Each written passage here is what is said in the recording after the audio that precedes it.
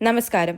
തോന്നിവാസം ചെയ്യുന്നവർക്ക് CPM-ൽ സ്ഥാനമില്ലെന്ന് മുകേഷ് MLA-യെ പരോക്ഷമായി വിമർശിച്ച് മുതിർന്ന CPM നേതാവ് MM മണി.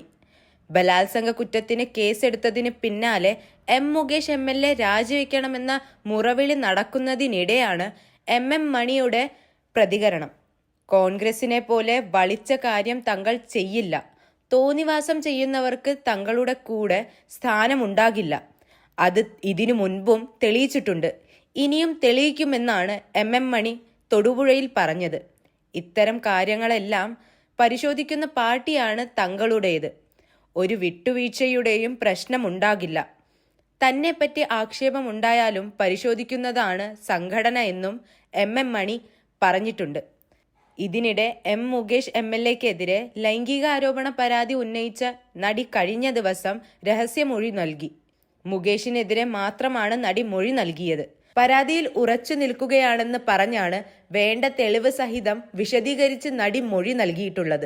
കുറ്റം ഏത് പ്രമുഖൻ ചെയ്താലും ധൈര്യമായി മുന്നോട്ട് വരണമെന്ന മുഖ്യമന്ത്രിയുടെ വാചകമാണ് ധൈര്യം തന്നത് എന്നും നടി പറഞ്ഞിട്ടുണ്ട്.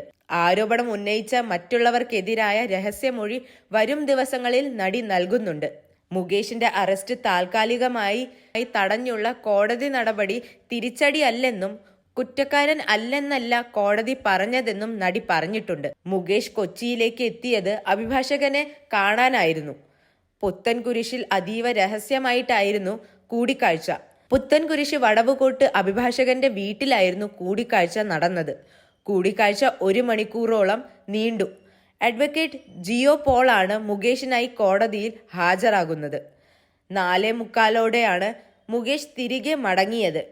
വക്കാലത്ത് ഒപ്പിട്ടാണ് മുകേഷ് മടങ്ങിയത്. ഇതിനിടെ മുകേഷിന്റെ ജാമ്യ ഹർജി പരിഗണിക്കുന്നത് മറ്റൊരു കോടതിയിലേക്ക് മാറ്റണമെന്നും ആവശ്യമുയർന്നിട്ടുണ്ട്. മുകേഷിന്റെ മുൻകൂർ ജാമ്യാപേക്ഷ പരിഗണിക്കുന്ന ജഡ്ജിക്ക് CPM ബന്ധമുണ്ടെന്നാണ് അനിൽ അക്കരെ MLA ആരോപിച്ചിരിക്കുന്നത്. കേസിൽ ഇതേ ജഡ്ജി വാദം കേൾക്കുന്നതും വിധി പറയുന്നതും നീതിപൂർവമാകില്ലെന്നും പ്രത്യേക സാഹചര്യം കണക്കിലെടുത്ത് മുകേഷ് MLA-യുടെ മുൻകൂർ ജാമ്യ ഹർജി പരിഗണിക്കുന്നത് മറ്റൊരു കോടതിയിലേക്ക് മാറ്റണമെന്നും അനിൽ അക്കരെ ആവശ്യപ്പെട്ടിരിക്കുകയാണ്. ഹൈക്കോടതി ആവശ്യപ്പെട്ട പിറകെ ഹേമ കമ്മിറ്റി റിപ്പോർട്ടിന്റെ പൂർണ്ണ രൂപം ദേശീയ വനിതാ കമ്മീഷനും ആവശ്യപ്പെട്ടിരിക്കുകയാണ്. ഒരാഴ്ചയ്ക്കുള്ളിൽ സമർപ്പിക്കണമെന്നാണ് ദേശീയ വനിതാ കമ്മീഷൻ ചീഫ് സെക്രട്ടറിയോട് ആവശ്യപ്പെട്ടിരിക്കുന്നത്. ഹേമ കമ്മിറ്റി റിപ്പോർട്ട് പുറത്തു വന്നതിനെ തുടർന്ന് സിനിമയിലെ ലൈംഗിക അതിക്രമങ്ങൾ പുറത്തു വരികയും അത് സാംസ്കാരിക മേഖലയെ പിടിച്ചു കുലുക്കുകയുമാണ്. നടനും MLA-യുമായ മുകേഷ്, ചലച്ചിത്ര അക്കാദമി ചെയർമാനായിരുന്ന രഞ്ജിത്ത്, നടന്മാരായ സിദ്ദിഖ്, ഇടവേള ബാബു, മണിയൻപിള്ള രാജു എന്നിവർക്കെതിരെ പോലീസ് കേസെടുത്തിട്ടുണ്ട്. ആരോപണങ്ങളെ തുടർന്ന് സിദ്ദിഖ് അമ്മ ജനറൽ സെക്രട്ടറി സ്ഥാനവും രഞ്ജിത്ത് ചലച്ചിത്ര അക്കാദമി ചെയർമാൻ സ്ഥാനവും രാജിവെച്ചിട്ടുണ്ട്. മറ്റ് നടന്മാർക്ക് എതിരെയും ഇനിയും കേസുകൾ വരുമെന്ന സൂചനയുമുണ്ട്.